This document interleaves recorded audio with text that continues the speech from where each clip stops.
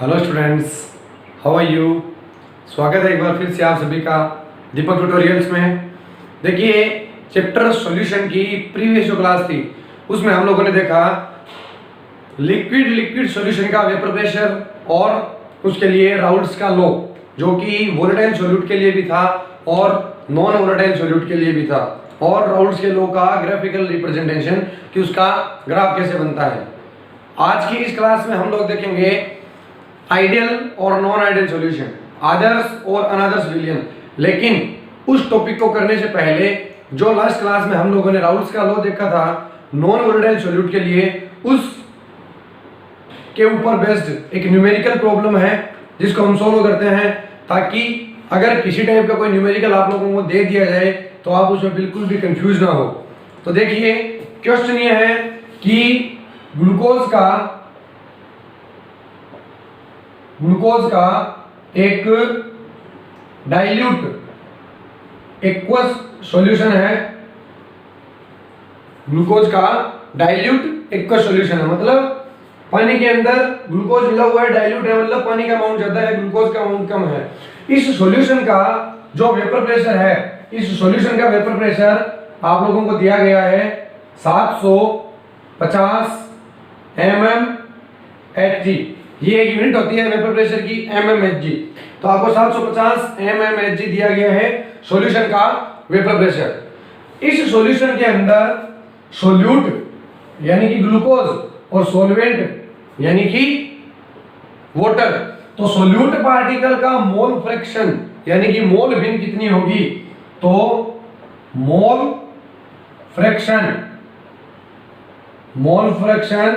Of solute यानी कि विलय का मोल भिन्न XB आप लोगों को फाइंड करना है। इसके लिए आपको दिया गया है vapour pressure of pure water,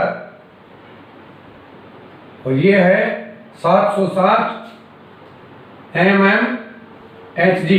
ये भी 373 केल्विन पे है, 373 केल्विन टेम्परेचर के ऊपर सॉल्यूशन का वेपर प्रेशर ये है, और 373 केल्विन टेम्परेचर पर ही जो वाटर है उसका वेपर प्रेशर ये है। क्लियर है? इतनी चीज आप लोगों को दे दी गई।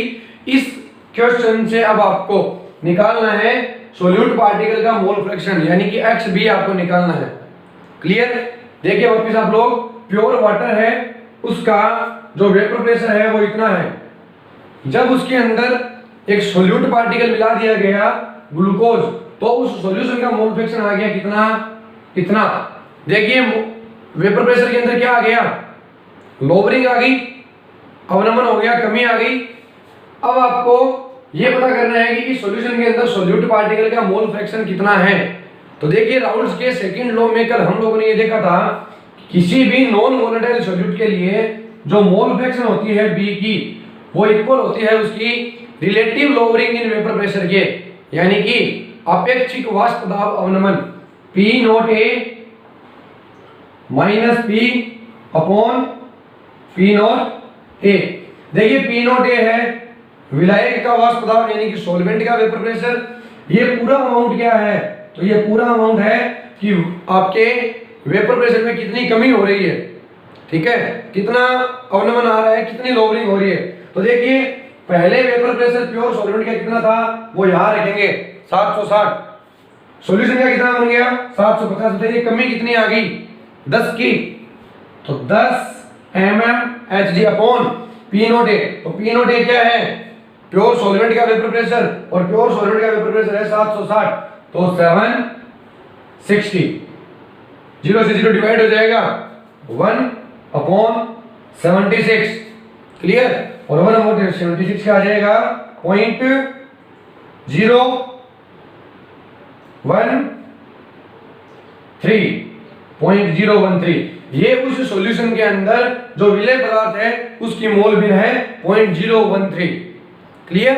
अब अगर आपको ये पूछ ले कि सॉल्वेंट यानी कि जो वाटर मॉलिक्यूल है उसकी भी आपको मोल फ्रैक्शन बताना है, तो आपको पता है कि XA plus XB equals to 1 होता है। ठीक है?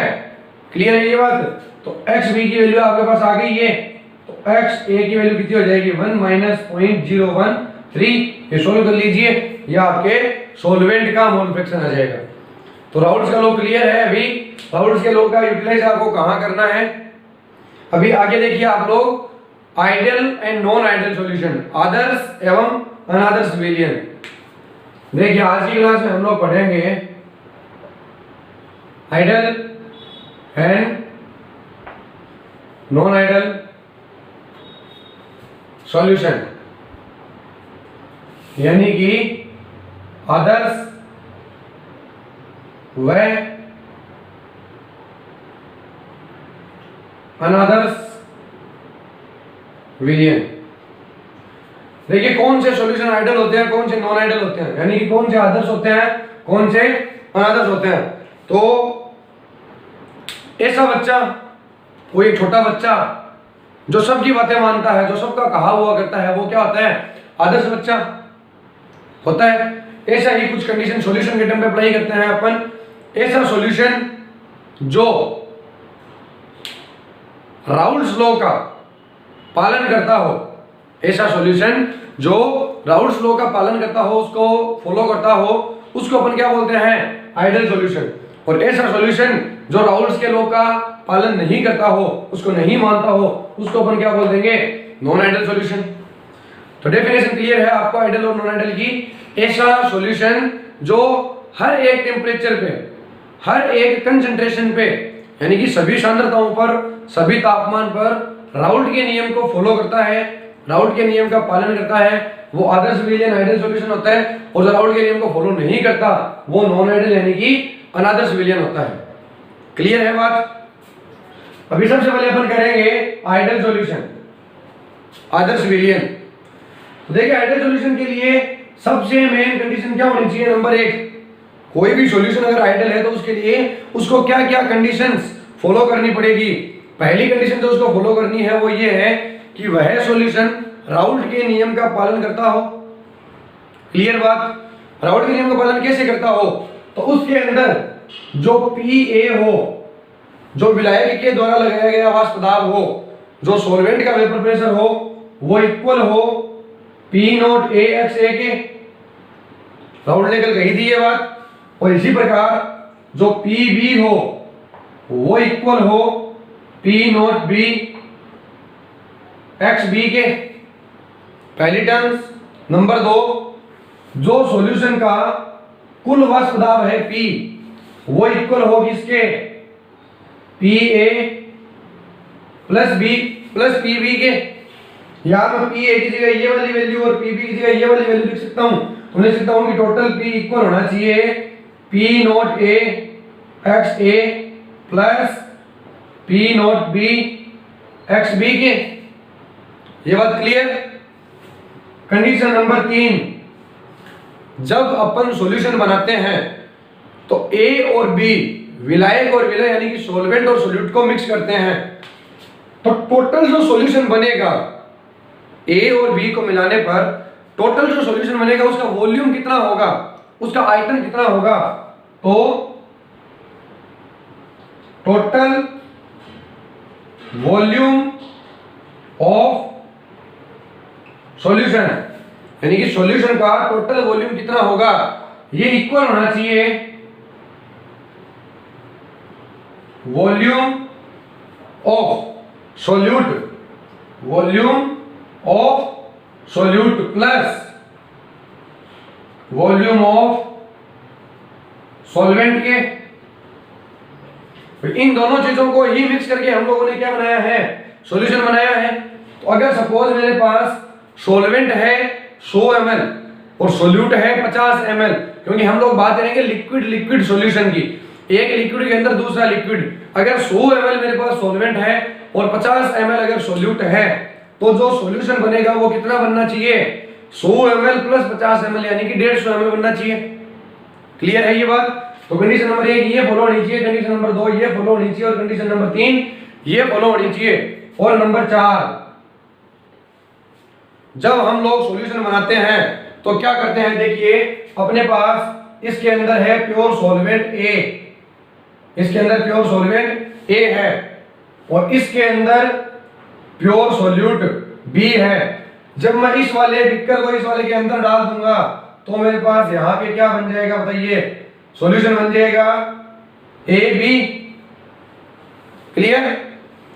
जब भी सॉलिड, लिक्विड या गैस कुछ भी है, किसी भी स्टेट के अंदर कोई पार्टिकल पड़े हैं, तो दो पार्टिकल के बीच में एक अट्रैक्शन फोर्स होता है, एक अंतर आणविक बॉन्डिंग होती है। तो जब तक विलायक अकेला था तो ए के पार्टिकल और ए के पार्टिकल के अंदर कुछ बॉन्डिंग थी जिसको बोलते थे ए इंटरट्रैक्शन फोर्स, ए और ए के बीच का सहसंचक बल। इसी प्रकार से प्योर सॉल्यूट बी और बी के अंदर भी एक बॉन्डिंग थी जिसको बोल रहे थे बी और बी के बीच का इंटरमोलिकुलर फोर्स, यानी कि सहसंचक बल। लेकिन जैसे ही मैंने इन दोनों को ऐड कर दिया, अब इस सॉल्यूशन के अंदर ना तो ए और ए के बीच में बॉन्डिंग रहेगी, ना बी और बी के बीच में बॉन्डिंग रहेगी। यहाँ पे ए और बी के बीच में एक नई बॉन्डिंग बन जाएगी। क्लियर है बात? यहाँ पे सॉल्वेंट अकेला था, यहाँ पे सॉल्यूट अकेला था, दोनों के बीच में अलग बॉन्डिंग थी। लेकिन जैसे ही सॉल्यूशन बना तो ए और बी के बीच में एक नई बॉन्डिंग हो जाएगी। ये बात क्लियर? तो ए और बी के बीच में जो सहसंयोजक बल है, जो बॉन्डिंग फोर्स है, वो इक्वल होना चाहिए किसके? ए और ए के बीच में जो बॉन्डिंग फोर्स है उसके, बी और बी के बीच में जो बॉन्डिंग फोर्स है उसके। यानी कि ए और ए में जितनी बॉन्डिंग हो रही है उतनी ही बॉन्डिंग बी और बी में होनी चाहिए, और इन दोनों में जितनी बॉन्डिंग हो रही थी उतनी ही किसके अंदर होनी चाहिए? विलय और विलायक के अंदर होनी चाहिए। क्लियर है ये बात? कोई डाउट नहीं? और डेल्टा वी 0 के इक्वल होना चाहिए। डेल्टा वी 0 के इक्वल का मतलब कि जब मैं सॉल्वेंट के अंदर सॉल्यूट पार्टिकल मिक्स करूं तो वॉल्यूम के अंदर कोई चेंज नहीं आना चाहिए, वॉल्यूम उतना ही हो जाना चाहिए कि सॉल्वेंट का वॉल्यूम कितना है, सॉल्यूट का वॉल्यूम कितना है। दोनों को मैंने मिक्स करा, सॉल्वेंट है 100 ml, सॉल्यूट है 50 ml, तो दोनों को मिक्स करने पर 150 ml सॉल्यूशन बनना चाहिए। ऐसे नहीं कि 145 ml बन गया या 155 ml बन गया, उसको बोलते हैं चेंजिंग। तो डेल्टा वी के अंदर कितना चेंजिंग आना चाहिए? 0 का चेंजिंग आना चाहिए। ये कुछ कंडीशंस है जो होनी चाहिए अगर कोई सॉल्यूशन आइडियल बनना चाहता है, आदर्श बनना चाहता है। तो क्या क्या कंडीशन है वापस देखिए आप लोग। सॉल्वेंट का वेपर प्रेशर PA इसके इक्वल होना चाहिए, सॉल्यूट का इसके इक्वल होना चाहिए। राउल्ट ने सबसे पहले यही बताया था कि टोटल सॉल्यूशन जो है, टोटल सॉल्यूशन का वेपर प्रेशर इसके इक्वल होना चाहिए। नंबर 3, जो सॉल्यूशन का टोटल वॉल्यूम होगा वो सॉल्यूट के वॉल्यूम और सॉल्वेंट के वॉल्यूम के टोटल के बराबर होना चाहिए। नंबर 4, सॉल्वेंट के पार्टिकल के बीच में जो इंटरट्रैक्शन फोर्स था और सॉल्यूट के पार्टिकल के बीच में जो इंटर अट्रैक्शन बॉन्डिंग थी उतनी ही बॉन्डिंग किसमें होनी चाहिए? सॉल्यूट और सॉल्वेंट के पार्टिकल के बीच में होनी चाहिए। क्लियर है ये बात? अब ये कंडीशंस कैसे कैसे फॉलो करेगी, मैं आपको एक एग्जांपल लेकर के इसको समझाता हूं जिससे आपको बड़े ध्यान से समझ में आ जाएगा। तो देखिए आप लोग किस प्रकार से ये सारी कंडीशंस एक सॉल्यूशन के अंदर फॉलो हो सकती है। अभी मैंने सारी कंडीशंस बोर्ड पे लिखी हुई थी, वापिस वीडियो को थोड़ा पीछे करके सारी कंडीशन नोट कीजिए। मैं आपको एक सॉल्यूशन दे रहा हूं, आप सारी कंडीशंस को उसमें नोट करते चलिए कि ये कंडीशन पूरी हो गई, ये कंडीशन पूरी हो गई, ये कंडीशन पूरी हो गई, आपको समझ में आ जाएगा।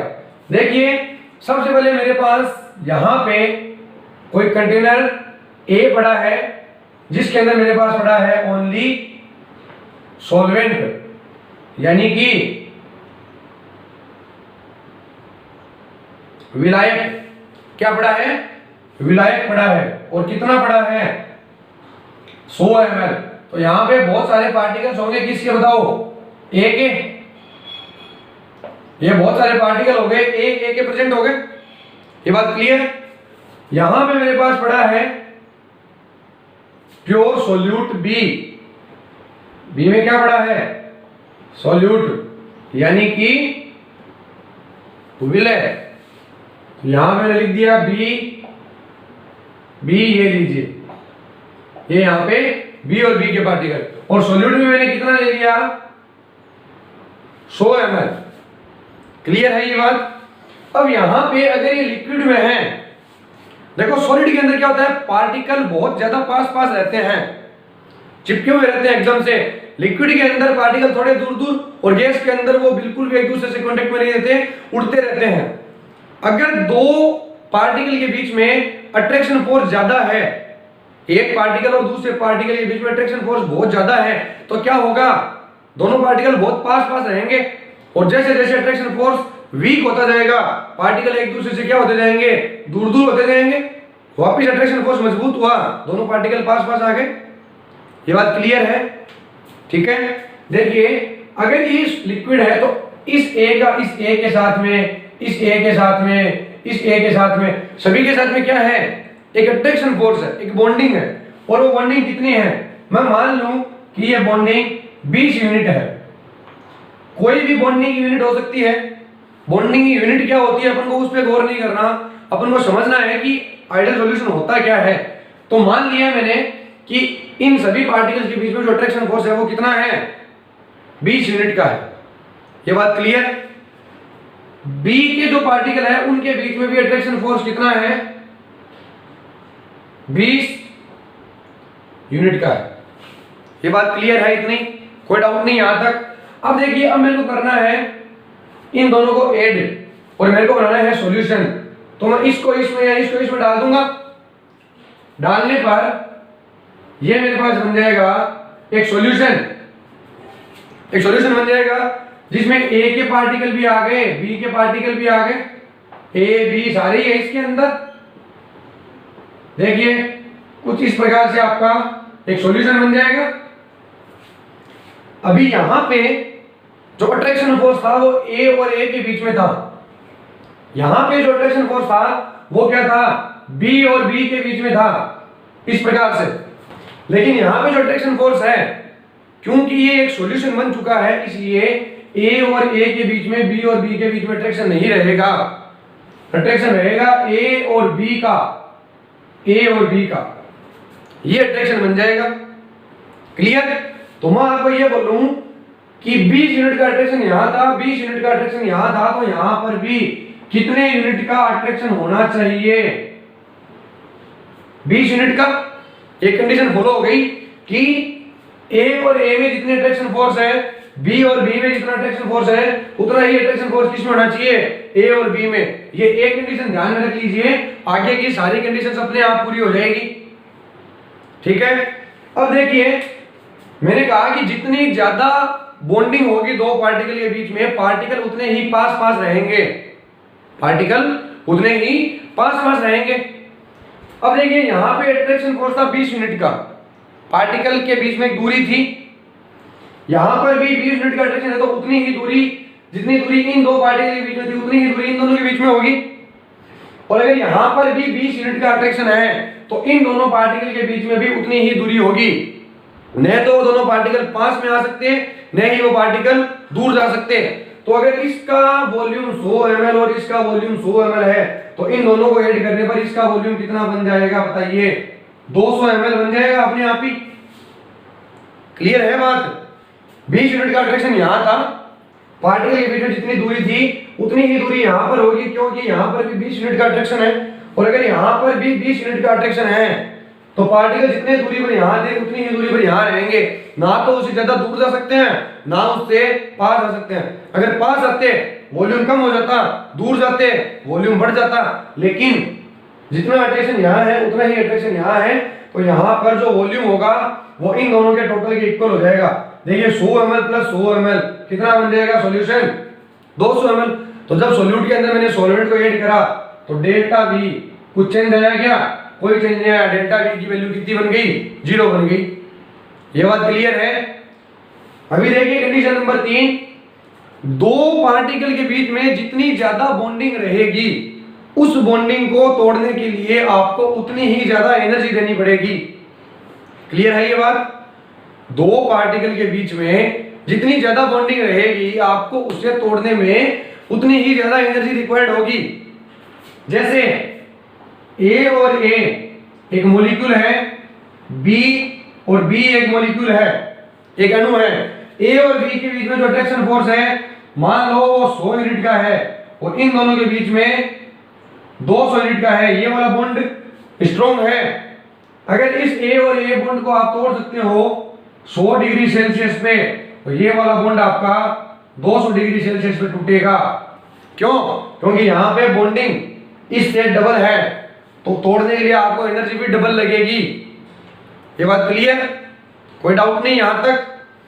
अभी देखिए आप लोग, जब आपने यहां पे सॉल्वेंट लिया हुआ है ए, उसके बीच में अट्रैक्शन फोर्स है 20 यूनिट का, आपने ऊपर से कर दिया इसको पैक, अब नीचे से आप दे रहे हो हीट दे रहे हो आप, हीट आपने दे दी कितनी, सपोज 50 डिग्री सेल्सियस दे दी, कितनी दे दी, 50 डिग्री सेल्सियस की हीट दे दी। तो हीट देने पर ये ए और ए के बीच का जो बॉन्डिंग था वो बॉन्डिंग क्या होता जाएगा, टूटता जाएगा, और ये लिक्विड से किस में बनता जाएगा, गैस में। तो यहां पे क्या बननी स्टार्ट हो जाएगी, गैस, और ये गैस जब वापस लिक्विड में आएगी तो लिक्विड की सरफेस पे क्या करेगी, वेपर प्रेशर लगाएगी। क्लियर है ये बात? बताइए, जब मैं बी वाले मॉलिक्यूल्स को हीट दूंगा, इस वाले कंपाउंड्स को हीट दूंगा, वो भी कितनी, 50 डिग्री सेल्सियस, इसको मैंने कर दिया ऊपर से पैक। देखिए यहां पे ए था मेरे पास 100 ml और यहां पर बी भी कितना है, 100 ml। क्लियर? यहां पे अट्रैक्शन फोर्स कितना था, 20 यूनिट का, यहां पर अट्रैक्शन फोर्स कितना है, 20 यूनिट का।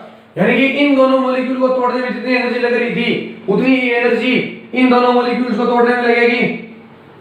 ये बात क्लियर? यानी कि जितनी गैस यहां बन रही थी उतनी ही गैस क्या होगी, यहां पर बनेगी। यानी कि जितना वेपर प्रेशर यहां पे लग रहा था उतना ही वेपर प्रेशर यहां पर भी लगेगा। क्लियर है ये बात? जब मैंने सॉल्यूशन बनाया तो उस सॉल्यूशन के अंदर जो पार्टिकल्स है उसके बीच में भी कितने यूनिट का अट्रैक्शन है बताइए, 20 यूनिट का। तो जब मैं इसको भी 50 डिग्री सेल्सियस की हीट दूंगा तो 50 डिग्री सेल्सियस के अंदर जितने मॉलिक्यूल्स ये टूट रहे थे उतने ये टूट रहे थे, और इन दोनों के अंदर जितनी बॉन्डिंग थी उतनी ही बॉन्डिंग किसके अंदर है, इसके अंदर है। तो गैस यहां पर भी क्या होगा, उतनी ही बनेगी, उतनी ही बनेगी। लेकिन यहां पर आपके पास 100 ml था, यहां पर 100 ml था, तो 50 डिग्री सेल्सियस के अंदर जितनी गैस यहां बनी उतनी ही गैस यहां बनेगी। लेकिन यहां पर अट्रैक्शन फोर्स तो 20 यूनिट का ही है, लेकिन टोटल वॉल्यूम कितना हो गया, 200 ml का हो गया, 200 ml का हो गया। तो यहां पे जो गैस बनेगी वो इसके और इसके योग के टोटल के बराबर होगी। क्लियर? तो यहां पे जो प्रेशर लगेगा वो इसके और इसके टोटल के बराबर होगा। तो ये सॉल्यूशन का टोटल प्रेशर मैंने मान लिया P, तो ये P क्या हो जाएगा बताइए, ये PA प्लस PB के इक्वल हो जाएगा। तो ये सारी कंडीशंस फॉलो हो रही है। अगर जितना इंटरएक्शन फोर्स ए के पार्टिकल में है उतना ही अगर बी के पार्टिकल में होगा तो ये सारी कंडीशंस अपने आप ही फॉलो होगी, आपको और कुछ ध्यान रखने की नहीं जरूरत। सारी की सारी राउंड्स के लोग जो मेन कंडीशन थी फॉलो कर रहे हैं, यानी ये सॉल्यूशन कैसा बन जाएगा, एक आदर्श विलियन, एक आइडियल सॉल्यूशन बन जाएगा। कौन से सॉल्यूशन आइडियल सॉल्यूशन होते हैं? देखिए सेम टाइप के सॉल्वेंट में अगर सेम टाइप का सॉल्यूट डिसॉल्व करा जाए तो वो आइडियल सॉल्यूशन बनेगा। जैसे फॉर एग्जांपल एन हेक्सेन यानी कि 6 कार्बन की एक लंबी कार्बन चेन है, एल्केन है। इस एन हेक्सेन के अंदर ऐड कर दो एन हेप्टेन। देखिए ये भी एल्केन, ये भी एल्केन, तो जो सॉल्यूशन बनेगा वो कौन सा बनेगा, आइडियल सॉल्यूशन बनेगा। क्लियर? इसी टाइप से आप लोग एथेनॉल प्लस मेथेनॉल इन दोनों को ऐड कर दो। देखिए ये भी अल्कोहल, ये भी अल्कोहल, दोनों अल्कोहल है, तो दोनों को ऐड करने पर क्या बनेगा, आइडियल सॉल्यूशन बनेगा। क्लियर है बात आइडियल सॉल्यूशन की? कोई डाउट यहां तक नहीं है? क्लियर? अभी हम बात करने जा रहे हैं नॉन आइडियल सॉल्यूशन की। ऐसे सॉल्यूशन जो राउल्स के लॉ को फॉलो नहीं करते नॉन आइडियल सॉल्यूशन कहलाते हैं। तो क्या होते हैं नॉन आइडियल सॉल्यूशन? देखिए नॉन आइडियल सॉल्यूशन या जिनको अपन बोलते हैं अनादर्श विलियन, ऐसे सॉल्यूशन, ऐसे विलियन जो राउल्स के लॉ को फॉलो नहीं करते उनको अपन क्या बोलते हैं, अनादर्श विलियन बोलते हैं। अब राउल्स के लॉ को फॉलो नहीं करते मतलब कि वहां पर जो PA होगा वो इक्वल नहीं होगा P नॉट AX A के।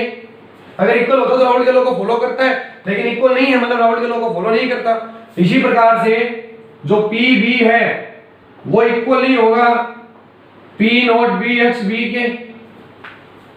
क्लियर? ये पहली कंडीशन। कंडीशन नंबर 2, सॉल्यूशन का टोटल वेपर प्रेशर जो होगा P वो भी इक्वल नहीं होगा P not A x A plus P not B x B के। क्लियर? नंबर 3, जो टोटल वॉल्यूम ऑफ सॉल्यूशन होगा, सॉल्यूशन का जो टोटल वॉल्यूम बनेगा वो भी इक्वल नहीं होगा volume of solute plus volume of solvent के। यानी कि सॉल्यूट का जो वॉल्यूम होगा और सॉल्वेंट का जो वॉल्यूम होगा इन दोनों के टोटलिंग के बराबर नहीं होगा टोटल सॉल्यूशन का वॉल्यूम। 3 कंडीशन। चौथी कंडीशन कि विलय और विलायक के बीच का इंटरट्रैक्शन फोर्स ए बी के बीच का इंटरट्रैक्शन फोर्स इक्वल नहीं होगा ए और ए के इंटरट्रैक्शन फोर्स के और बी और बी के बीच के फोर्स के इक्वल नहीं होगा। तो ये कुछ कंडीशंस है जो फॉलो नहीं करता कौन? Non ideal solution. क्लियर है बात? नॉन आइडियल सॉल्यूशन इनमें से किसी भी कंडीशन को फॉलो नहीं करता। अब देखिए नॉन आइडियल सॉल्यूशन जो है वो 2 टाइप का होता है। 2 टाइप कैसे? आप ये ध्यान दीजिए कि अगर ये सॉल्यूशन का टोटल वेपर प्रेशर इस वेपर प्रेशर के इक्वल हो जाता तो वो राउल्स के लॉ को फॉलो करता, लेकिन सॉल्यूशन का जो टोटल वेपर प्रेशर है वो इस प्रेशर के इक्वल नहीं है, इसका मतलब वो राउल्स के लॉ को फॉलो नहीं कर रहा। अब अगर सॉल्यूशन का टोटल वेपर प्रेशर इसके इक्वल नहीं है तो यहाँ पे 2 कंडीशन आ सकती है। क्या 2 कंडीशन आ सकती है? या तो विलियन का कुल दाब, सॉल्यूशन का कुल vapour pressure, total vapour pressure इस वाले वेपर प्रेशर से राउल्ट के द्वारा निकाले गए वेपर प्रेशर से ज्यादा हो या फिर कम हो। 2 कंडीशन हो सकती है। अगर इक्वल नहीं है तो 2 कंडीशन हो सकती है, या तो सॉल्यूशन का टोटल वेपर प्रेशर राउल्ट के द्वारा निकाले गए वेपर प्रेशर से ज्यादा हो या तो फिर कम हो। क्लियर? सॉल्यूट का जो वॉल्यूम है और सॉल्वेंट का जो वॉल्यूम है इन दोनों को मिलाने पर सॉल्यूशन का जो टोटल वॉल्यूम बनेगा वो या तो इन दोनों से ज्यादा होगा या तो कम होगा। 2 कंडीशन। अगर इक्वल नहीं है तो या तो कम या तो ज्यादा, 2 कंडीशन तो बनानी पड़ेगी। ए और बी के बीच का जो अट्रैक्शन फोर्स है वो ए और ए के अट्रैक्शन फोर्स बी और बी के अट्रैक्शन फोर्स के इक्वल नहीं है, तो या तो ज्यादा होगा या तो कम होगा। ये 2 कंडीशन यहाँ पे। तो इन दोनों कंडीशंस को ध्यान में रखते हुए नॉन आइडियल सॉल्यूशन जो है वो 2 टाइप के होते हैं। कितने टाइप के? 2 टाइप के। कौन कौन से वो 2 टाइप है वो देखिए आप लोग। देखिए पहला नॉन आइडियल सॉल्यूशन वो है जो कि पॉजिटिव डेविएशन, पहला नॉन आइडियल सॉल्यूशन वो है जो पॉजिटिव डेविएशन शो करे, यानी कि धनात्मक विचलन प्रदर्शित करे। एक तो कौन सा हो जाएगा? जो पॉजिटिव डेविएशन शो करे, और एक कैसा हो जाएगा? जो नेगेटिव डेविएशन शो करे, यानी कि जो ऋणात्मक विचलन शो करे। क्लियर है बात? तो देखिए धनात्मक विचलन शो करने वाले जो नॉन आइडियल सॉल्यूशन है उसके लिए क्या होगा? धनात्मक मतलब ज्यादा, तो सब कुछ ज्यादा होगा। पहली कंडीशन क्या होगी कि सॉल्यूशन का टोटल वेपर प्रेशर, ये टोटल सॉल्यूशन का वेपर प्रेशर है, ये ज्यादा होगा किससे? राउल्स के द्वारा कैलकुलेट किए गए वेपर प्रेशर से, यानी कि P not A x A plus P not B x B से ज्यादा होगा। नंबर 2, जो डेल्टा V होगा, डेल्टा V यानी कि सोल्यूट के अंदर सॉल्वेंट को मिक्स करने पर जो वॉल्यूम के अंदर चेंज आएगा वो भी कैसा आएगा? पॉजिटिव। पॉजिटिव का मतलब क्या है कि जो टोटल सॉल्यूशन का वॉल्यूम होगा वो ज्यादा होगा किससे? सॉल्वेंट के वॉल्यूम और सोल्यूट के वॉल्यूम के एड से, टोटल से कुल सॉल्यूशन का जो वॉल्यूम होगा वो ज्यादा होगा। क्लियर है बात। नंबर 4, जो सॉल्वेंट है ए और ए उसके बीच में जो अट्रैक्शन फोर्स है और जो सोल्यूट है बी उनके बीच में जो अट्रैक्शन फोर्स है, ठीक है, उससे कम अट्रैक्शन फोर्स होगा ए और बी, यानी कि सॉल्यूशन के अंदर। अब ये सारी कंडीशंस कैसे फॉलो होगी इसको आप ध्यान में रखिए। पहले आप ये एक कंडीशन बना लीजिए, ये आगे वाली कंडीशन अपने आप आपको समझ में आ जाएगी। देखिए कैसे होता है, मैं आपको यहाँ पे एक्सप्लेन करने जा रहा हूं, ध्यान से देखिएगा आप लोग। देखिए यहां पर मैंने लिया प्योर सॉल्वेंट ए, ये मैंने ले लिया प्योर सॉल्वेंट ए, कितना लिया 100 ml ले लिया, कितना ले लिया 100 ml, और ए और ए के बीच में जो अट्रैक्शन फोर्स है वो कितना है 20 ml, कितना है 20 ml। यहां पे मैंने ले लिया प्योर सोल्यूट बी, एक विले ले लिया मैंने बी, और ये बी भी मैंने कितना लिया 100 ml, बी भी कितना ले लिया 100 ml, और जो बी और बी के बीच में अट्रैक्शन फोर्स है वो भी कितना है, सॉरी 20 यूनिट। यहां पे क्या लिखना है अपन को 20 यूनिट की टोटल सॉल्वेंट मैंने लिया है 100 ml, जिसमें सॉल्वेंट पार्टिकल्स के बीच में जो अट्रैक्शन फोर्स है वो 20 यूनिट का है, और सॉल्वेंट सोल्यूट भी मैंने ले लिया कितना 100 ml, और उसके बीच में भी जो अट्रैक्शन है वो कितना है 20 यूनिट का है। क्लियर है बात, ये कोई डाउट नहीं। अभी मेरे को सॉल्यूशन बनाना है। जब मैंने इन दोनों को ऐड कर दिया और यहां पर सॉल्यूशन बनाया ए और बी का, तो देखिए क्या कंडीशन हुई उसके अंदर। आप सबसे पहले ये वाली कंडीशन ध्यान दीजिए ओनली, ए और ए में जो अट्रैक्शन फोर्स था, बी और बी में जो अट्रैक्शन फोर्स था वो ज्यादा था किससे, ए और बी के अट्रैक्शन फोर्स से, यानी कि ये वाला अट्रैक्शन फोर्स ज्यादा है इससे। तो मैं ये बोल दूं कि यहाँ पे ए और बी के बीच में जो अट्रैक्शन फोर्स है वो कितना है, मान लीजिए 15 यूनिट का ही है, कितना है 15 यूनिट का ही है। तो ये एक कंडीशन फॉलो हो गई कि भाई सॉल्वेंट और सॉल्वेंट में जो अट्रैक्शन फोर्स है, सोल्यूट और सोल्यूट में जो अट्रैक्शन फोर्स है वो ज्यादा है, सॉल्वेंट और सोल्यूट के अट्रैक्शन फोर्स से ज्यादा है भी, ये 20 यूनिट है और ये 15 यूनिट है। क्लियर बात। अभी आप देखिए पहली कंडीशन कैसे फॉलो होगी, जितना ज्यादा अट्रैक्शन फोर्स होगा उसको तोड़ने के लिए उतनी ही ज्यादा एनर्जी रिक्वायर्ड होगी। क्लियर। तो अगर यहां पे 20 यूनिट का अट्रैक्शन है और अगर मैं इसको हीट दूं, मैंने हीट दी मान लो सपोज 50 डिग्री सेल्सियस, तो कितनी वाष्प बनेगी, एक अमाउंट होगा वाष्प बनने का कि भाई इतनी वाष्प बन रही है। क्यों, क्योंकि इनके बीच में जो अट्रैक्शन फोर्स होगा वो टूटता जाएगा और यहां पे वाष्प बन जाएगी, और ये गैस क्या करेगी, प्रेशर लगाएगी। क्लियर। 50 डिग्री सेल्सियस पे जितनी वाष्प यहां बन रही है, 50 डिग्री सेल्सियस पे उतनी ही वाष्प यहां बनेगी। क्यों, क्योंकि इनके बीच में भी अट्रैक्शन फोर्स कितना है, 20 यूनिट का है। क्लियर। लेकिन यहां पे अट्रैक्शन फोर्स कितना है, 15 यूनिट का ही है।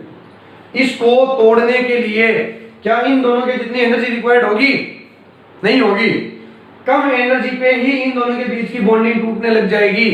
यानी कि ये 50 डिग्री सेंटीग्रेड पे, सॉरी 50 डिग्री सेल्सियस पे लिक्विड से गैस में जा रहे थे, लेकिन ये क्या होगा, ये 35 से 40 डिग्री सेल्सियस पे ही लिक्विड से गैस में जाने लग जाएगा। क्यों, क्योंकि इन दोनों के बीच का अट्रैक्शन फोर्स कितना है, ओनली 15 यूनिट है। क्लियर। तो 50 डिग्री सेल्सियस टेम्परेचर तो क्या होगा, यहां पे गैस बहुत ज्यादा बन जाएगी, बहुत ज्यादा बन जाएगी। ठीक है। तो जो टोटल वेपर प्रेशर लगेगा P, वो इन दोनों वेपर प्रेशर के टोटल से ज्यादा ही होगा। क्यों ज्यादा होगा, क्योंकि अगर इसका भी 20 यूनिट अट्रैक्शन, इसका भी 20 यूनिट और इसका भी 20 यूनिट रहा होता, 20 यूनिट रहा होता, तो फिर यहाँ पे जो वाष्प बनती वो इन दोनों के डबल बनती, क्योंकि यहाँ पे 100 ml और यहाँ पे 100 ml, यहाँ पे 200 ml बनता। लेकिन ऐसा नहीं है, इसके बीच में अट्रैक्शन फोर्स ओनली 15 यूनिट का ही है, तो इसको तोड़ने के लिए एनर्जी कम रिक्वायर्ड होगी, और कम रिक्वायर्ड होगी तो गैस ज्यादा बन जाएगी, और अगर गैस ज्यादा बन जाएगी तो जो वाष्प दाब लगेगा वो भी क्या लगेगा, ज्यादा लगेगा। तो टोटल वेपर प्रेशर जो होगा P वो ज्यादा होगा इन दोनों के वेपर प्रेशर से। तो ये वाली पहली कंडीशन अप्लाई हो गई। क्लियर है बात? अभी आप कंडीशन ये देखिए जितना ज्यादा अट्रैक्शन होगा पार्टिकल उतने पास पास रहेंगे, जैसे जैसे अट्रैक्शन कम होता जाएगा पार्टिकल दूर दूर होते जाएंगे। क्लियर? ए और ए के बीच में अट्रैक्शन फोर्स था 20 यूनिट, ज्यादा अट्रैक्शन है, पार्टिकल पास पास। बी और बी के बीच में अट्रैक्शन फोर्स है 20 यूनिट, ज्यादा है, पार्टिकल पास पास। अगर ए और बी के बीच में भी 20 यूनिट का अट्रैक्शन रहता तो दो पार्टिकल के बीच में उतनी ही दूरी रहती जितनी की यहां पे है, लेकिन यहां पे अट्रैक्शन फोर्स क्या हो गया, कम। तो पार्टिकल क्या हो जाएंगे, दूर दूर हो जाएंगे। तो जब मैंने ए के अंदर बी को मिक्स करा तो पार्टिकल थोड़े थोड़े क्या हो गए, दूर दूर हो गए, एक दूसरे से दूर दूर हो गए। अगर दूर दूर हो गए तो इसका वॉल्यूम था 100 ml और इसका वॉल्यूम था 100 ml, तो इसका वॉल्यूम 200 ml नहीं रहेगा, 200 ml से थोड़ा क्या हो जाएगा, ज्यादा हो जाएगा। क्यों ज्यादा हो जाएगा? क्योंकि पार्टिकल दूर दूर चले जाएंगे अट्रैक्शन फोर्स कम होने के कारण। तो अगर वॉल्यूम ज्यादा हो गया तो डेल्टा V की वैल्यू किस में आ गई, पॉजिटिव, क्योंकि वॉल्यूम ज्यादा हुआ है, कम नहीं हुआ। और टोटल जो वॉल्यूम है सॉल्यूशन का वो ज्यादा है किससे, सॉल्वेंट के और सॉल्यूट के टोटल वॉल्यूम से ज्यादा है। तो ये सारी कंडीशंस फॉलो हो रही है, केवल इस एक कंडीशन से सारी कंडीशंस क्लियर है। तो ऐसा सॉल्यूशन जिसका टोटल प्रेशर राउल्स के वेपर प्रेशर से ज्यादा आता है वो सॉल्यूशन नॉन आइडियल होता है और पॉजिटिव डेविएशन शो करता है, क्लियर है बात? इसके लिए एक ग्राफ बनता है अलग से, वो ग्राफ कैसा है देखिए आप लोग। देखिए ग्राफ जो कल आपने राउल्स के लॉ का ग्राफ बनाया था उसी से थोड़ा रिलेटेड है। एक एक्सिस पे आपको लेनी है मोल फ्रैक्शन और दूसरे एक्सिस पे आपको लेना है वेपर प्रेशर। देखिए इस वाले एक्सिस पे मैं लेने जा रहा हूं मोल फ्रैक्शन और इस वाले एक्सिस पे मैं लूंगा वेपर प्रेशर, और इस पे भी मैं क्या लूंगा, वेपर प्रेशर। देखिए यहां पे मोल फ्रैक्शन एक्स ए का इस पॉइंट पे मोल फ्रैक्शन है 0, तो एक्स बी का कितना बन जाएगा 1, और धीरे धीरे जब अपन इधर बढ़ते जाएंगे एक्स ए का मोल फ्रैक्शन बढ़ता जाएगा, तो इस पॉइंट पे एक्स ए हो जाएगा 1, एक्स बी बन जाएगा 0। जैसे जैसे ए का मोल फ्रैक्शन बढ़ता जाएगा ए का पार्शियल प्रेशर भी बढ़ता जाएगा, तो ये पी ए इस पॉइंट पे 0 होगा, लेकिन इस पॉइंट पे ये क्या बन जाएगा, मैक्सिमम बन जाएगा, ये वाली लाइन अपने किसके लिए दिखाई है, पी ए के लिए दिखाई है। क्लियर है ये बात? यहां पे एक्स बी 0 है तो बी का वेपर प्रेशर 0, लेकिन जैसे जैसे इधर आएगा इस पॉइंट पे पी बी क्या हो जाएगा, मैक्सिमम। ये लीजिए ये वाली लाइन मैंने दिखा दी किसके लिए, पी बी के लिए, और ये बन गया आपका total vapour pressure of the solution जो कि P है। ये ग्राफ तो किसके लिए था, राउल्ट के लिए था, और जो सॉल्यूशन राउल्ट के लॉ को फॉलो करते हैं वो तो क्या होते हैं, आइडियल होते हैं। हमें बात करनी है नॉन आइडियल सॉल्यूशन की, और ऐसा नॉन आइडियल सॉल्यूशन जो कि पॉजिटिव डेविएशन शो करे, यानी कि पी ए इक्वल होता है किसके, P not A x A के, पी बी इक्वल होता है किसके, P not B x B के, और टोटल पी इक्वल होता है P not A x A plus P not B x B के। अब बताइए राउल्स के सॉल्यूशन में क्या था, ये इसके इक्वल, ये इसके इक्वल और ये इसके इक्वल, लेकिन पॉजिटिव डेविएशन में क्या था कि जो वेपर प्रेशर था वो राउल्ट के द्वारा निकाले गए वेपर प्रेशर से ज्यादा था। तो जो सॉल्यूशन पॉजिटिव डेविएशन शो करेंगे उनका वेपर प्रेशर कुछ ऐसे आएगा, ये डॉटेड लाइन, और ये डॉटेड लाइन।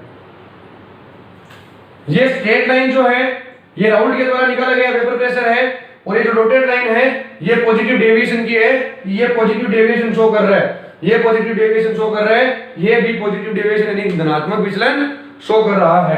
क्लियर है ये बात, ये डेविएशन शो करने का। तो ये होता है ग्राफ पॉजिटिव डेविएशन शो करने वाले नॉन आइडियल सॉल्यूशन के लिए। क्लियर। इसी टाइप से एक और नॉन आइडियल सॉल्यूशन होता है जो कि नेगेटिव डेविएशन शो करता है। अगर आपको धनात्मक विचलन वाला समझ में आ गया तो आपको वो वाला ऑटोमेटिकली समझ में आ गया। देखिए क्या होता है नेगेटिव डेविएशन शो करने वाला non ideal solution. Deviation show करने वाले नॉन आइडियल सॉल्यूशन यानी कि ऋणात्मक विचलन प्रदर्शित करने वाले, ऋणात्मक विचलन प्रदर्शित कर रहे हैं, नेगेटिव डेविएशन प्रदर्शित कर रहे हैं, इसका मतलब सब कुछ उसके अंदर राउल्स के लॉ से कम ही है, नेगेटिव मतलब कम है। तो देखिए पहली कंडीशन कि जो PA होगा वो कम होगा P नॉट AX A से, और PB जो है वो कम होगा P not B X B से। अभी जो बात करी थी जस्ट उसका अपोजिट होगा सब कुछ। नंबर 2, टोटल जो वेपर प्रेशर होगा सॉल्यूशन का वो कम होगा P not AX A plus P not B X B से। क्लियर। नंबर 3, जो वॉल्यूम में चेंज आएगा डेल्टा V यानी कि वॉल्यूम में जब चेंज आएगा सोल्यूट और सॉल्वेंट को मिलाने पर वो कैसा आएगा, निगेटिव आएगा, -BE मतलब निगेटिव आएगा। नंबर 4, जो टोटल वॉल्यूम होगा सॉल्यूशन का वो कम होगा सॉल्वेंट के वॉल्यूम प्लस सॉल्यूट के वॉल्यूम से। क्लियर। नंबर 5, जो A और B के बीच में इंटर अट्रैक्शन फोर्स है, जो सॉल्वेंट और सॉल्यूट के बीच में इंटर अट्रैक्शन फोर्स है वो ज्यादा होगा सॉल्वेंट और सॉल्वेंट के फोर्स, सॉल्यूट और सॉल्यूट के फोर्स से। तो ये कुछ कंडीशंस हैं जो कि नेगेटिव डेविएशन शो करने वाले नॉन आइडियल सॉल्यूशन शो करते हैं। कैसे, तो इनको अपन एक एग्जांपल से समझते हैं। सबसे पहले आप इस कंडीशन पे फोकस करना, बाकी कंडीशंस अपने आप समझ में आ जाएगी। तो देखिए यहां पे मैंने एक सॉल्वेंट लिया हुआ है A, यहां पे मैंने एक A सॉल्वेंट ले लिया, कितना 100 ml, जिसके बीच में बॉन्डिंग अट्रैक्शन कितना है, मैं मान ले रहा हूं 20 यूनिट का अट्रैक्शन है। क्लियर। यहां पे मैंने ले लिया एक सॉल्यूट B, तो इन B और B के पार्टिकल के बीच में कितना लिया मैंने टोटल सॉल्यूट 100 ml, और यहां पर भी जो अट्रैक्शन फोर्स है वो कितना है 20 ml। अभी मेरे को सॉल्यूशन बनाना है तो मैं इन दोनों को क्या कर दूंगा, ऐड कर दूंगा, और ऐड करने पर यहां पर मेरे पास बन जाएगा एक सॉल्यूशन जिसमें A B दोनों टाइप के पार्टिकल्स प्रेजेंट होंगे। क्लियर। यहां पे जो अट्रैक्शन फोर्स था वो A और A के बीच में था, यहां पे जो अट्रैक्शन फोर्स था वो B और B के बीच में था, लेकिन यहां पे होगा A और B के बीच में, इस टाइप से। और ये जो अट्रैक्शन फोर्स है A और B के बीच में जो अट्रैक्शन फोर्स है वो ज्यादा है किससे, A और A वाले, B और B वाले से। तो A और A में 20 था, B और B में 20 था, तो ये मैं कितना मान लूं, मैंने मान लिया 25 यूनिट है। तो पहली कंडीशन क्लियर हो गई। अभी आगे की कंडीशंस देखिए आप लोग। जब दो पार्टिकल के बीच में अट्रैक्शन फोर्स जितना ज्यादा होगा, पार्टिकल उतने पास पास रहेंगे, तो अगर A और A के बीच में 20 यूनिट का अट्रैक्शन है तो पार्टिकल के बीच में कुछ दूरी है, B और B के बीच में भी अट्रैक्शन फोर्स 20 यूनिट का है, सॉरी 20 ml की जगह मैं लिख दूं 20 यूनिट। तो जितना डिस्टेंस A और A के पार्टिकल में है उतना ही किसमें होगा, B और B वाले में, क्योंकि वहां पर भी अट्रैक्शन फोर्स कितना है 20 यूनिट का। और अगर यहां पर भी अट्रैक्शन फोर्स 20 यूनिट का होता तो दो पार्टिकल के बीच में उतनी ही डिस्टेंस रहती। तो अगर ये 100 ml और ये 100 ml होता तो वो 200 ml हो जाता, लेकिन अभी यहां पे अट्रैक्शन फोर्स 25 यूनिट है। तो जितनी डिस्टेंस इन दो पार्टिकल के बीच में और इन दो पार्टिकल के बीच में थी उतनी यहाँ पे नहीं रहेगी, उससे कम रहेगी, क्योंकि अट्रैक्शन फोर्स अगर ज्यादा है तो पार्टिकल्स क्या रहेंगे, पास पास रहेंगे। तो 200 ml होना चाहिए था सॉल्यूशन, लेकिन अभी 200 ml नहीं होगा, 200 से थोड़ा कम होगा। क्यों कम होगा? क्योंकि पार्टिकल जितने दूर दूर रहने थे उतने दूर दूर नहीं रह रहे, उससे थोड़े पास पास रह रहे हैं, क्योंकि बॉन्डिंग थोड़ी स्ट्रॉन्ग है। और अगर बॉन्डिंग स्ट्रॉन्ग है तो पार्टिकल पास पास रहेंगे, और अगर पास पास रहेंगे तो सॉल्यूशन इन दोनों को ऐड करने पर जितना बनना चाहिए था उससे थोड़ा कम बनेगा, और अगर कम बनेगा तो डेल्टा V की वैल्यू किसमें आ जाएगी, निगेटिव में। ये वाली कंडीशन क्लियर। और जो टोटल सॉल्यूशन होगा वो कम होगा इन दोनों के टोटल के। क्लियर है बात? 180 ml 185 190 हो सकता है, बट 200 ml कभी नहीं हो सकता। क्लियर? अभी आप ये देखिए कि सॉल्यूशन का जो टोटल प्रेशर होगा इसका, वो इन दोनों के वेपर प्रेशर के टोटल से कम होगा। कम कैसे होगा? तो यहां पर मान लो मैंने इसको ऊपर से ढक दिया, इसको भी मैंने ऊपर से ढक दिया, यहां पे मैं टेम्परेचर दे रहा हूं 50 डिग्री सेल्सियस, यहां पर भी मैं टेम्परेचर दे रहा हूं 50 डिग्री सेल्सियस। क्लियर? इन दोनों के बीच में अट्रैक्शन फोर्स 20 यूनिट का, इन दोनों के बीच में अट्रैक्शन फोर्स 20 यूनिट का, ये भी 100 ml, ये भी 100 ml। तो 50 डिग्री सेल्सियस पे जितनी वेपर्स ये बनाएगा उतनी ही वेपर्स ये भी बनाएगा। क्लियर है बात? तो जितना वेपर प्रेशर ये लगाएगा उतना ही वेपर प्रेशर ये भी लगाएगा। मान लो ये वेपर प्रेशर लगा रहा है 10 mmHg, तो ये भी कितना वेपर प्रेशर लगाएगा, 10 mmHg। अगर ये 10 mmHg लगा रहा है, ये 10 mm लगा रहा है, तो ये कितना वेपर प्रेशर लगाना चाहिए, 20। लेकिन ये 20 नहीं लगाता। क्यों नहीं लगाता? क्योंकि जब मैं इसको टेम्परेचर दूंगा 50 डिग्री सेल्सियस, तो ये वाले पार्टिकल के बीच में जो अट्रैक्शन है वो जल्दी टूट जा रहा था। क्यों? क्योंकि यहाँ पे अट्रैक्शन 20 यूनिट का ही है, लेकिन यहाँ पे कितना है, 25 यूनिट का। तो जितनी वेपर्स यहाँ पे और यहाँ पे बन रही थी उतनी यहाँ पे नहीं बनेगी, यहाँ पे थोड़ी कम बनेगी। क्यों कम बनेगी? क्योंकि अगर ये अट्रैक्शन ज्यादा है तो इसको तोड़ने के लिए आपको ज्यादा एनर्जी चाहिए। जितनी एनर्जी पे यहाँ पे जितनी वेपर्स बन रही थी उतनी यहाँ पे नहीं बन पाएगी, और अगर यहाँ पे नहीं बन पाएगी तो ये वेपर प्रेशर भी क्या होगा, इन दोनों के वेपर प्रेशर से कम लगेगा। तो टोटल पी जो है वो इस वेपर प्रेशर से क्या हो जाएगा, कम हो जाएगा। तो ये सारी कंडीशंस किस टाइप से फॉलो होती है एक नॉन आइडियल सॉल्यूशन में, समझ में आ गया? क्लियर है? जैसे पॉजिटिव डेविएशन के अंदर एक ग्राफ बना था, वैसे ही नेगेटिव डेविएशन के अंदर भी एक ग्राफ बनता है। वो कैसे बनता है देखिए आप लोग।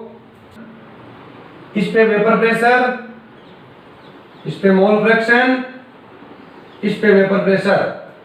तो यहां पर वेपर प्रेशर, यहां पर वेपर प्रेशर, और यहां पर मोल फ्रैक्शन, यहां पर मोल फ्रैक्शन। इस वाले पॉइंट पर मोल फ्रैक्शन XA 0, XB 1, इधर XA बढ़ता जाएगा, XA इधर हो जाएगा 1 और इधर XB हो जाएगा 0। अगर यहाँ पर XA 0 है तो PA भी 0 होगा, लेकिन PA इधर से इधर तक क्या करता जाएगा, बढ़ता जाएगा। इधर XB 0 है, इधर XB 1 है, तो इस वाले पॉइंट से इस वाले पॉइंट तक PB क्या होता जाएगा, बढ़ता जाएगा। क्लियर है? लाइन हो सकता है थोड़ी स्ट्रेट ना हुई हो, आप लोग का समझना जरूरी है। ये लीजिए, यहां पर XA1 है यानी कि ये वेपर प्रेशर PA होगा, यहां पर XB1 है यानी कि ये वाला वेपर प्रेशर PB होगा। XA इधर से इधर बढ़ रहा है, मतलब PA इधर से इधर बढ़ेगा, XB इधर से इधर बढ़ रहा है, तो PB इधर से इधर बढ़ेगा। PA इक्वल हो जाएगा P नॉट A XA के, और PB इक्वल हो जाएगा P नॉट B XB के, और ये आपका टोटल वेपर प्रेशर हो जाएगा। इसको टोटल वेपर प्रेशर बोल दूं मैं P, जो कि इक्वल है P not A XA plus P not B XB के। तो ये तो कंडीशन तब है जब कोई सॉल्यूशन राउल्ट लॉ को फॉलो करे, लेकिन नेगेटिव डेविएशन वाले तो राउल्ट लॉ को फॉलो कर नहीं रहे, वो तो हर चीज में राउल्ट लॉ से नीचे है, कम है, यानी कि टोटल वेपर प्रेशर जो था वो इस वेपर प्रेशर से कम था मतलब ये डॉटेड लाइन इस बार पॉजिटिव डेविएशन के अंदर जो ऊपर से दिखाई थी वो नेगेटिव डेविएशन के अंदर नीचे से दिखा दो, और पी ए जो है वो भी पी नॉट ए एक्स से कम है, यानी कि यहां पर भी डॉटेड लाइन आप क्या करो नीचे से दिखा दो, और जो पी बी है वो भी P not B x B से कम है, इसमें भी आप डॉटेड लाइन नीचे से दिखा दो। जो स्ट्रेट लाइन है वो राउल्ट के प्रेशर के लिए है, और जो डॉटेड लाइन है वो इनके नेगेटिव डेविएशन को क्या कर रही है, शो कर रही है। तो ये होता है पॉजिटिव और नेगेटिव डेविएशन कैसे शो करा जाता है किसी भी सॉल्यूशन के द्वारा। तो जो भी सॉल्यूशन पॉजिटिव और नेगेटिव डेविएशन शो कर रहे हैं मतलब वो राउल्ट्स के लॉ को फॉलो नहीं कर रहे हैं, और जो राउल्ट्स के लॉ को फॉलो नहीं कर रहे हैं वो सॉल्यूशन कैसे होते हैं, नॉन आइडियल यानी कि अनादर्श होते हैं। और जो सॉल्यूशन सभी सांद्रताओं पर, सभी तापमान पर, यानी कि हर एक कंसंट्रेशन पर, हर एक टेम्परेचर पर राउल्ट्स के लॉ को फॉलो करता है उसे अपन बोलते हैं आइडियल सॉल्यूशन, आदर्श विलयन। क्लियर है? आगे की और भी जितनी क्लासेज होगी सबके ऊपर राउल्ट्स के लॉ की ही बारे में बात होगी। तो राउल्ट्स का लॉ आना आपको क्लियर है, समझ में आना बहुत जरूरी है। आई होप आइडियल और नॉन आइडियल सॉल्यूशन आपको अच्छे से समझ में आया, ग्राफ वगैरह आप बना लोगे। फिर भी अगर किसी को कोई भी डाउट हो तो आप कमेंट सेक्शन के अंदर अपना डाउट लिखिए, मैं आपको उसका आंसर नेक्स्ट क्लास के अंदर या फिर कमेंट सेक्शन के अंदर उसका आंसर बता दूंगा। और अगर आपको ये टॉपिक समझ में आ गया, पसंद आया तो इसको लाइक कर दीजिए, अपने जितने भी फ्रेंड्स हैं उन सब के अंदर शेयर कर दीजिए ताकि वो लोग भी घर बैठ करके पूरी केमिस्ट्री की तैयारी कर सके। Thank you for watching.